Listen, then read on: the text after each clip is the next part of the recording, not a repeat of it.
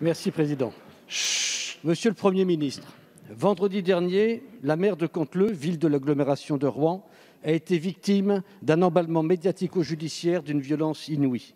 Son nom et sa photo ont été associés à un trafic de drogue de très grande envergure.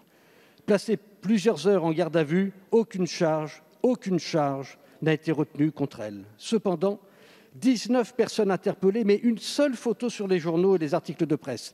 19 personnes interpellées, mais seulement 2 noms cités et jetés en pâture. 19 personnes interpellées, mais rien sur les délinquants à l'origine de ce trafic de drogue organisé et bien connu des services de police. Comment, Monsieur le Premier ministre, comment une telle fuite d'informations ciblées peut-elle s'expliquer ? Un déferlement de haine, de mensonges sur les réseaux, la présomption d'innocence bafouée, une image salie, un secret de l'instruction violé. À son arrivée, le garde des Sceaux avait fait du secret d'instruction un sujet prioritaire sur lequel travailler. Où en sommes-nous ?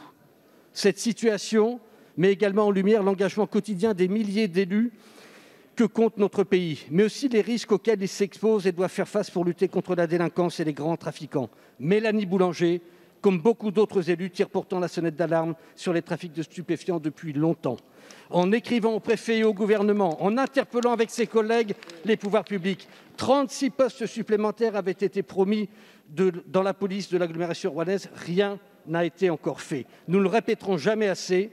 C'est la présence de policiers et de gendarmes sur le terrain qui permettra de stopper les trafics de drogue qui pourrissent la vie des habitants. Alors, Monsieur le Premier ministre, quelles leçons le gouvernement va-t-il tirer de cette affaire pour garantir enfin la protection du secret de l'instruction, pour mieux assurer l'exercice des droits de la défense et le respect de la présomption d'innocence, et surtout pour mieux écouter et prendre en compte les alertes des élus locaux qui constatent la grande délinquance sans bénéficier des moyens nécessaires pour y faire face.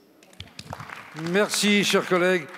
La parole est à monsieur Éric Dupond-Moretti, garde des Sceaux, ministre de la Justice.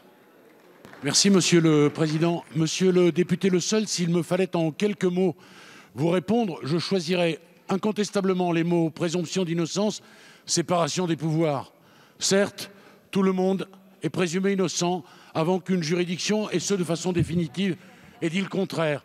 S'agissant des diffamations que vous évoquez, c'est le mot que vous utilisez, pardon, mais il existe en droit français un certain nombre de recours, et je pense que Madame la maire de Canteleu pourra parfaitement les exercer. S'agissant de l'emballement judiciaire, avez-vous dit, je vous arrête, si vous me permettez cette expression, monsieur le député, pour vous dire que la justice est saisie, que la présomption d'innocence doit pleinement s'exercer, mais que la séparation des pouvoirs interdite au gouvernement, au Premier ministre, au ministre de l'Intérieur, à moi-même de faire quelques commentaires que ce soit sur ce qui est une garde à vue ordonnée par un juge d'instruction dans le cadre d'une commission rogatoire.